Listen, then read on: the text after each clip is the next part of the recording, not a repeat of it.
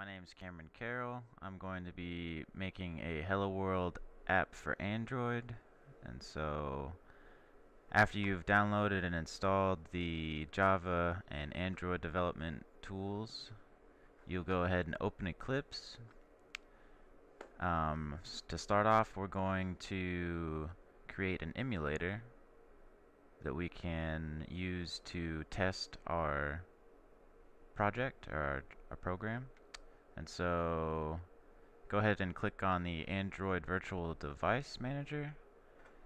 It'll open up a new window, and in that new window, go ahead and click New.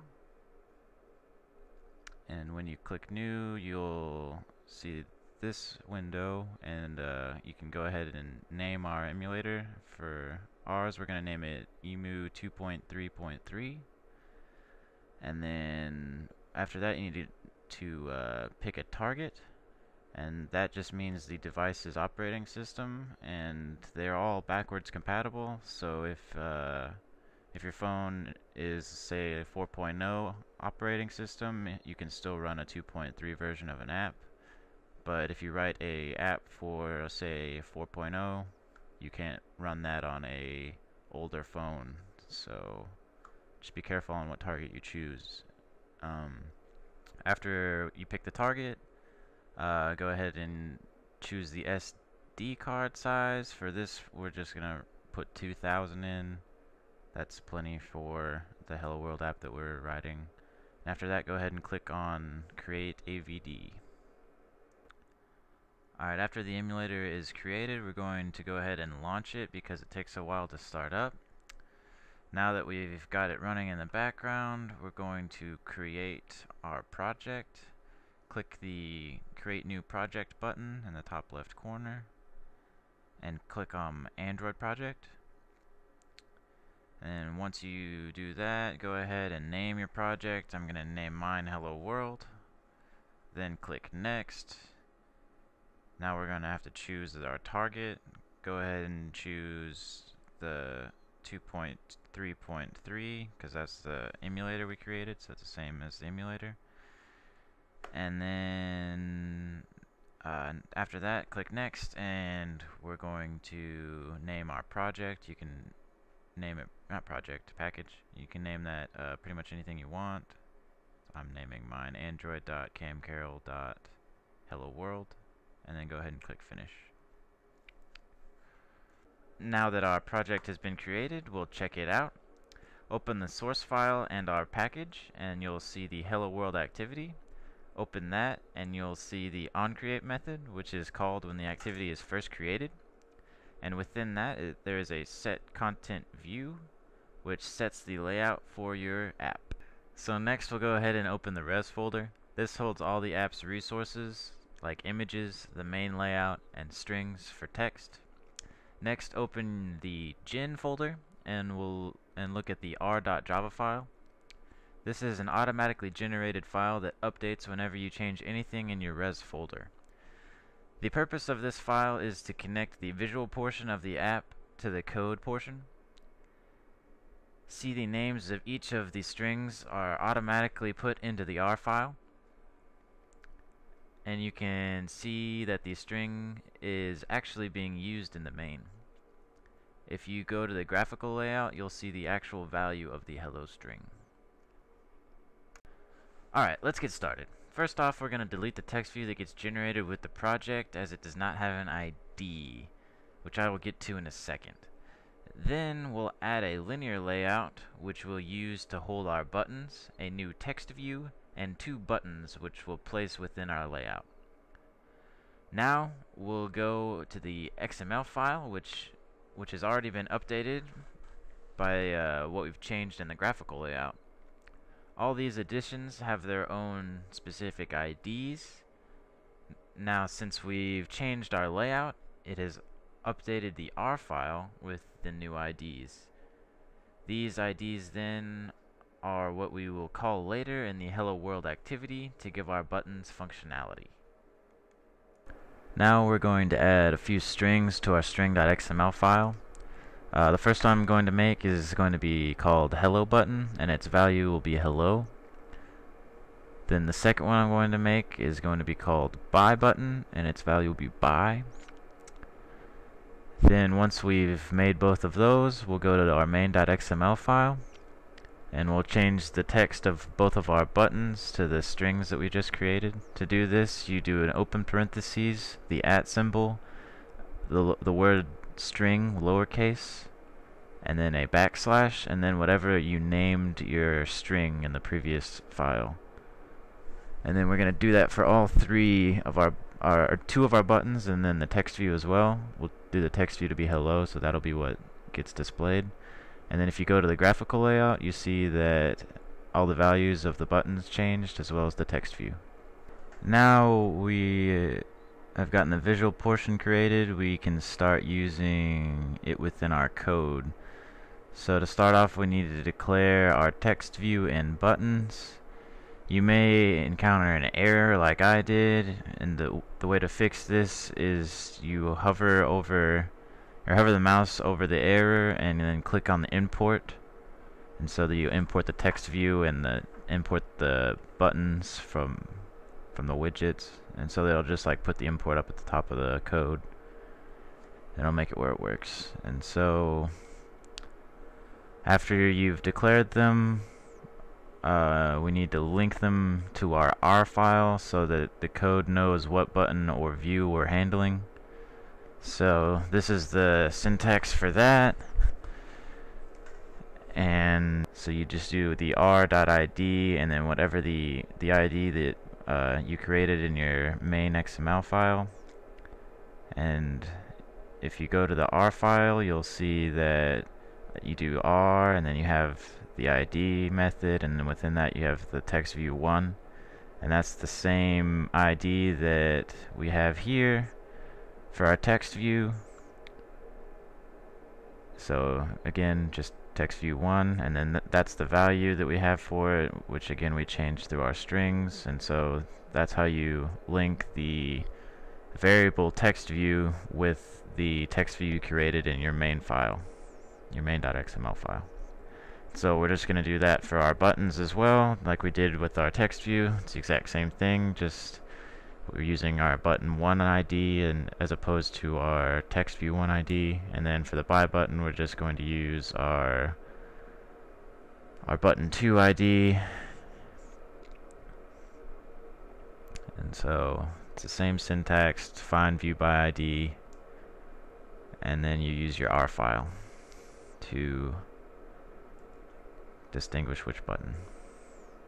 Now I'm going to set the text view to gone when the activity is first created, so you won't see the text view at all right at the beginning. And then after that, I'm going to make a on click for the hello button, so when the hello button gets clicked, then it will make the text view visible. To do this, we set an on click listener, then a new on click listener like so, and then after that within it we have a method public void on click past a view v, and then for some reason the Eclipse won't let me import the on click through this method, so I'll have to do it manually. So you go up to your imports and you just do import android.view lowercase, then .view uppercase, and then .onClick listener.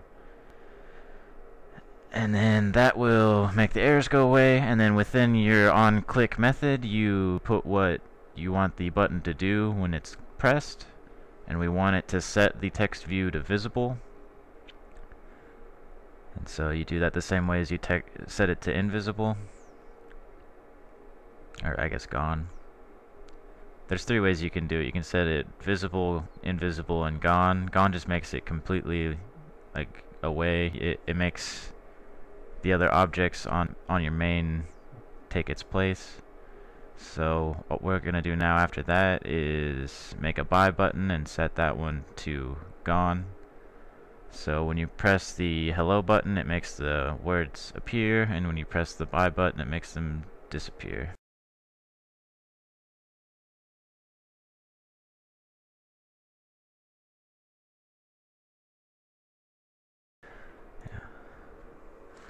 So now we're just going to add a little bit to the code. We're going to add 3 buttons. It'll change the color of the text from red to green to blue.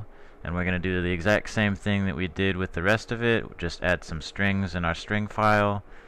Then call them in our main file so that the text on the main changes to what they are. And then write or make variables in our code and use them and have an on click, and yeah.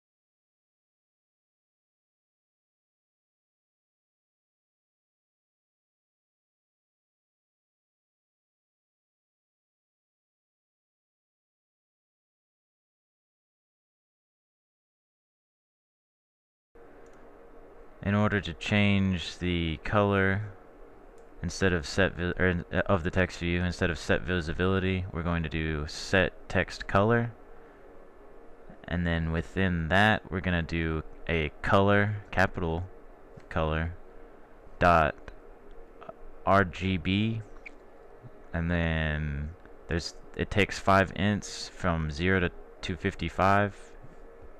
And so for red you want 255 to be the first one, and then 0 for the next 2.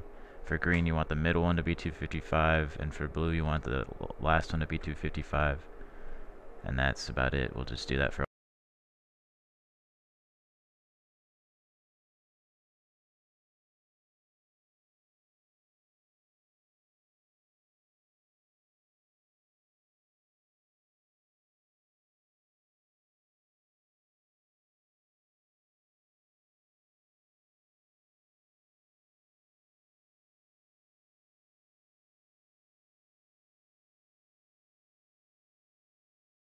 So depending on your application, you may want something to occur when your application gets into another state, such as when it's destroyed.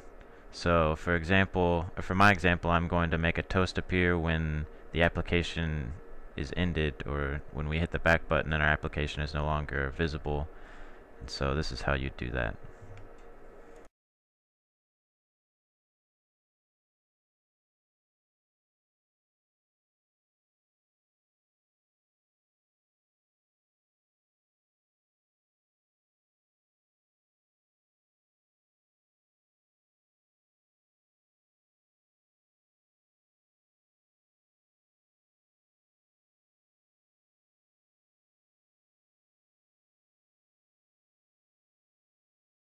The last thing I want to show you is how to add permissions to your manifest file, just in case you want to, say, use the internet or use the camera for your application, or just a lot of times if you have an error and you don't know what's happening, it's probably because you didn't add the permission that you need so that your application is allowed to use specific hardware. So in this example I'm just going to show you how to use the internet. If you wanted to ever use the internet, you just add the permission for the internet. So you go to permissions, add, uses permission, and then you find whatever permission under their list. And then when you add it, you save it, and then go to your manifest file, and it automatically updates it for you. Alright, well that's the end of my tutorial. Thanks for watching. I hope that you learned something and it was enjoyable. And I guess that's it. I don't know. You're welcome.